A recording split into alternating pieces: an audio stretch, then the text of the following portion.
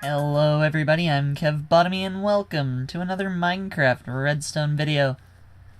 Today we will be starting a new mini-series in the Redstone tutorials, and that will be one-chunk farms. So, you see behind me we have a pumpkin and melon farm because they do work off the same mechanics. And one thing you might notice right off the hop is that there's actually a wall, and that will go around two sides here, and what that means is that the farms will actually be going in a 15 by 15 area, so actually one block less than a chunk on both sides. This will make it so that the other farms further on in the series can all be stacked nicely amongst this one, and in the end we're going to put them all together into a giant massive factory. So guys, if we take a look at how this thing works, we start off with the comparator clock. Now you'll notice that this redstone signal here is slowly decaying, and once it hits 0, the torches fire, which sends a signal down through all of this. Now it goes through a monostable circuit, which shortens the pulse, and then sends it upwards through here, where we have a little redstone tower that goes to a couple of rings. Then on the outside, we have this tower that goes up and powers the redstone that goes around there, and then around there. So overall, it's a pretty simple system, and you notice that I'm taking advantage of half slabs so that the pistons don't get bud powered and stay stuck extended. So guys, I'm going to show you kind of how to build this thing. Now, the comparator clock is pretty simple. You just have a line of comparators as long as you need it into a dust, comparator coming out of the block from the dust. That just leads all the way back with 2 dust at this end. Then you have your redstone torch going into some repeaters, into this block, torch, block, repeater, block, and then the torch that powers it all again. Now this delay is actually necessary so that it doesn't keep looping around and causing this to turn on and off before this gets back. So, once you're done with that, the monostable circuit is easy enough, and then we hook it up through here.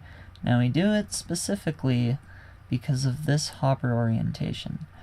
Now, the first layer you build is going to be the weird one, and it's going to have the compressed ice underneath, as well as a hopper in here, rather than a block sticking out like that, which you would have on the layer above.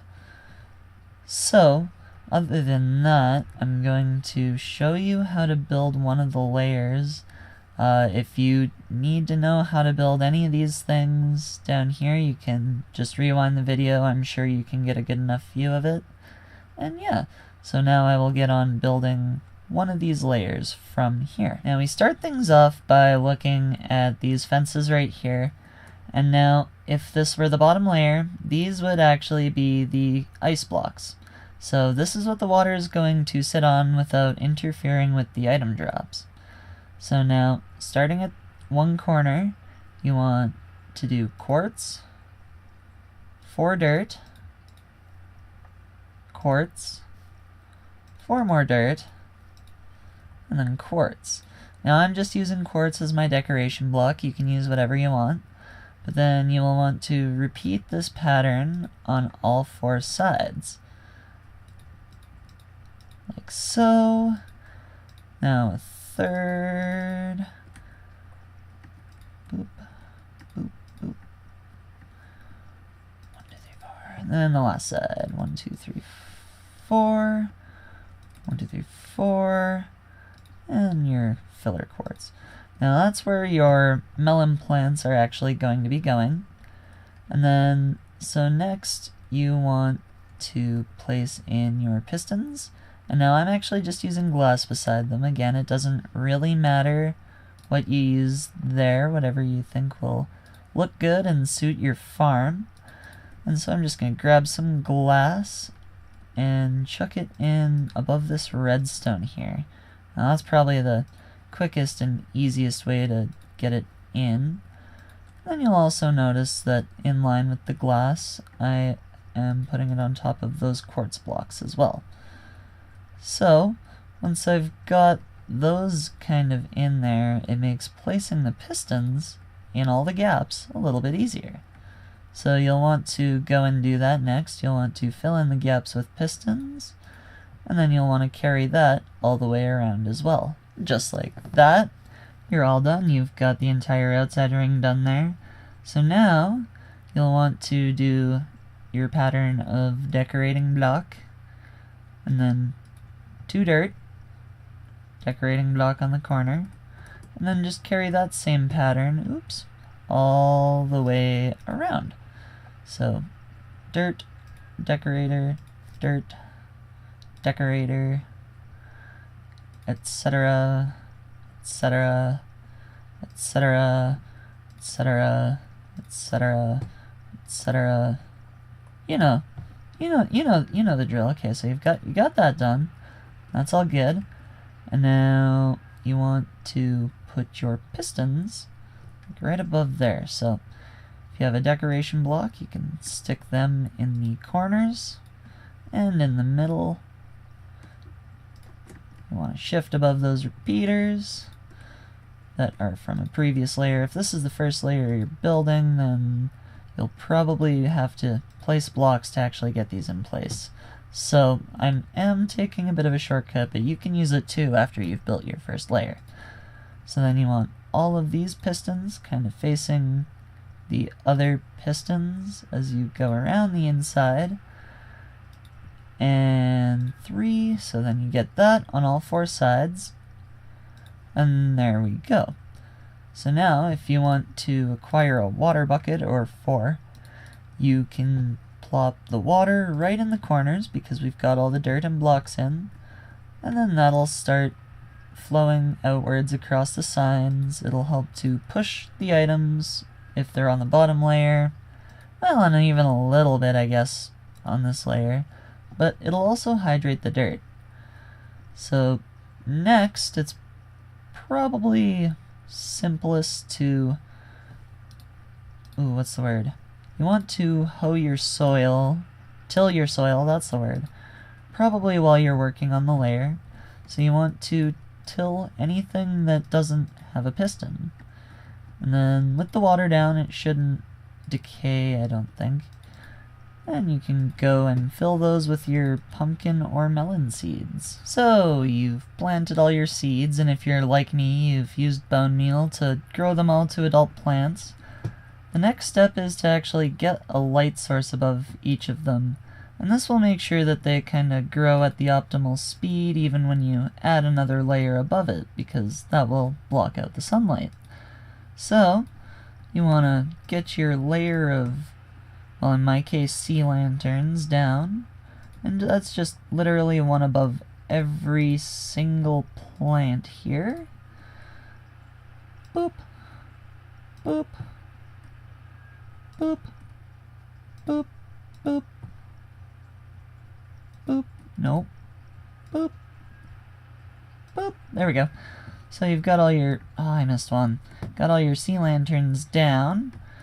Then the next step is to take your decoration block of choice and just kind of fill in the ring, because this is where you're going to be placing the next layer's fences. So you'll just want to carry that all the way around. Make sure you block off any gaps. And yeah, so now you've got in all the decorational blocks for the layer. It's time to take your half slab of choice and run a nice ring of them around the top side above all of the pistons. And now this is where the redstone will be going. And you'll also notice that we have to take this line up a bit more. 8, 9, 10, okay. So we do not actually have to do any kind of fancy repowering. We're going to be good in that aspect. Now, if this was too high, so if you were to build, say, 5 layers, you would reach a point where you would have to just refresh the signal with a redstone repeater, because this will slowly lose power as you go up. Now in this case, we are still good, so we're just going to keep carrying on upwards. And we see that that's probably where we're gonna end up. So we've got our little center power strip going up there. Ooh, and that's something that's going to be worth considering is how? 1, 2, 3, 4. Okay. So now I really have to count this. 1, 2, 3, 4, 5, 6, 7, 8, 9, 10, 11, 12, 13, 14, 15. Okay, so we are barely good. So the third layer is the last layer before you would have to implement a repeater system, a repeater in there. Now, just to do that, I haven't actually thought of that, but anyway, you will place your redstone dust around there like that, and I will actually look into that and show you at the end of the episode if when I come up with a good way to keep the signal going efficiently. So the next step, once you're done hooking up the center, is to find the corner with your... Oh, why am I having so much difficulty with it? There we are. Find the corner with your little tower here. Now you'll kind of want to build it up the same way you built up the other one. And then one more there. Okay. So then you'll continue that line of slabs all the way across. And they only need to go as far as one block after the piston. And after that, they will not be affected by the redstone. So, in this case, we will throw down our dust, hook this guy up, and one thing we have to watch out on this as well. Yeah, we had a repeater there as well. So, you'll do that, and then on the corners, because I like using stained clay, I've been doing that. Pop down another repeater, and then you'll carry that just to the end of this line here, and you'll actually repeat that around this side. So you'll just take a line off like that, make sure you have a repeater so the signal is refreshed, and that'll send it all the way around. So once you've got all the redstone in, that's the layer pretty well done. And now I know what you're thinking is I haven't shown a way to extend this any further, and I've been thinking about it, and I've come up with a very easy solution. So all you have to do is you actually come from the other side. Instead of just continuing up this string, this will still get power over here. So all you have to do is build up. You can quickly realign it back to your center, and if you're intent on maintaining the same structure as you had before, you can easily go back to it. And then that way you can build these layers as tall as you want. Now as far as this side goes, you can actually do the exact same thing. You can literally just take the signal from one of these sides and then start building it up like, why am I so bad at this? Just like that, and then you can carry on a tower that way too. Well everybody, that's all I've got time for today.